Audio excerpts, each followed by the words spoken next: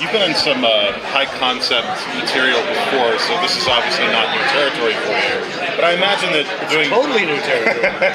You kidding me? well, but I mean like doing things like Alias. I mean but this has to be so much fun. I would imagine just on a weekly basis. It's fun and it's also incredibly challenging because, as the cast will tell you, I really don't know what I'm talking about.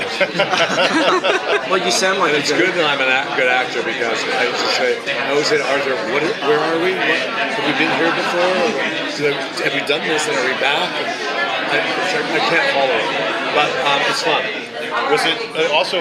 I enjoyed seeing you play the vulnerability towards the end of the season, and we really worried about you because there was a moment there where we didn't know if you were going to survive what you were going through. So I imagine that adds a nice. My agent. Yeah. So I'll tell you, I'm on next season. No, joking. Yes, listen. I mean, there are good things and bad things about doing a series. One thing is there's a chance of repetition, and it's like you get into boredom. This and what we were working towards on the show, and this season 2 in particular, is to make the interactions more substantive, and more elements. Raise the stakes. Yeah. I mean, so that's always been my goal in the show, and anything I'm doing is to what's really going on.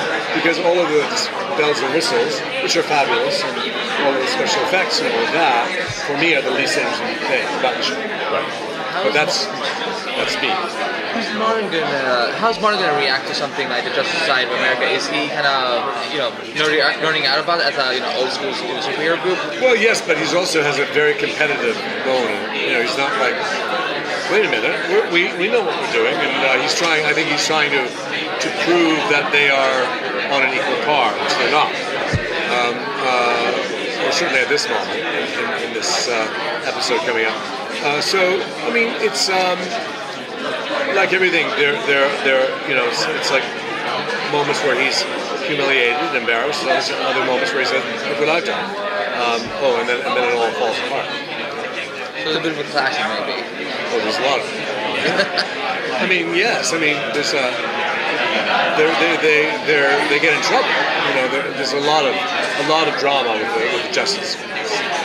The process in transitioning your character from the Flash over to DC Legends of Tomorrow. Sorry, what? So the process in transitioning your character from the Flash over to DC Legends of Tomorrow. Right. What was that like for you? Did you have to do anything? No, it was just. I had to change partners. Yeah. So I can dance.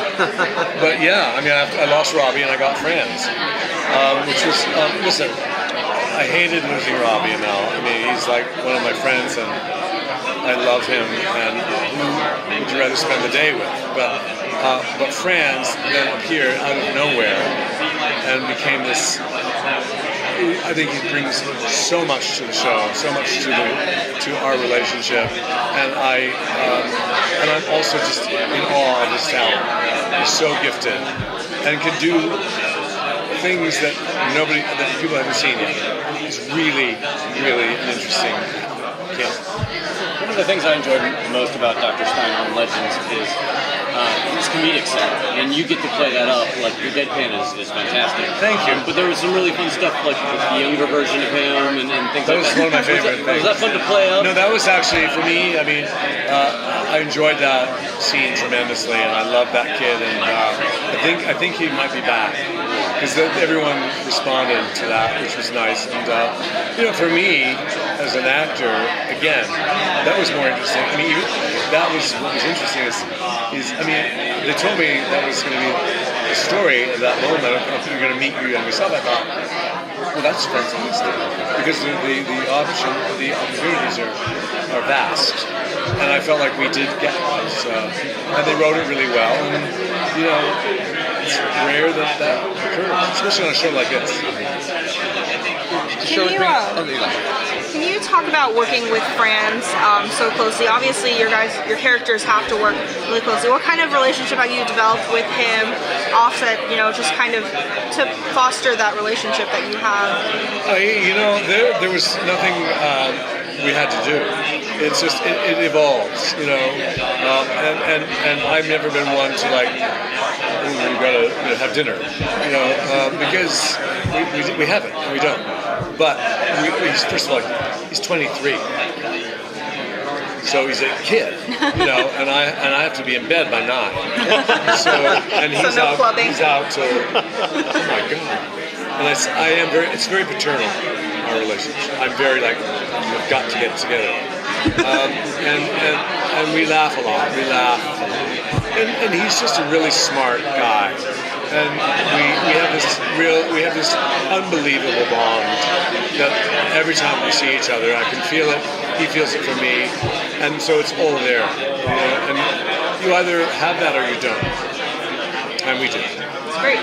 Legends bring in Vixen this season, a magical character. How will Stein react to that? As a scientist as he is. Well, I wish I could tell you, because I have no idea who Vixen is. I mean, I know. The girl is playing, but I mean, I don't know her story of Vixen or the character, except I know she's with the Justice Society and she's from another era. That's all I know. So, I mean, I'm sure he'll be curious and fascinated, and hopefully, I really don't know what else to tell you. I'm just fascinated by the idea of magic overall. I don't know what she does. She takes on spirit. She takes on the spirit of animals. She has a totem that gives her the strength of animals. So. Well, there you go.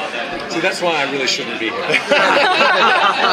Well, I have no idea. one of my favorite scenes from this last season I'm was sorry, I wasn't being coy. I just actually didn't know. It's all right. They probably haven't written it yet. I would imagine. Well, no, I mean, I haven't, not in the first episode, I mean, but I'm sure when she turns into a bear, I'll let you know. I'll be fascinated. One of my favorite moments was between the Doctor and his wife, in that kind of letting him know that what he needs to do, or what he feels like he needs to do versus what he really should be doing, and kind of the whole dynamic of that, which is something we don't always get to see in superhero stories. I would imagine that was a great moment for you as an actor to That's play. all I want. Yeah. That's all. I want more of those moments. I want more. You really see the humanity of it. Yeah, because I mean, to me, for an audience, if you don't have that, doesn't it get boring after a while? I mean, how many people are shooting and killing and knocking giants and all that? I mean, it's all part of the fun, and that's why we're Comic-Con. Let's face it. But really, if you don't have an investment in these people and their lives, I don't really see the point. Yeah. It's just good. Thank you, Victor.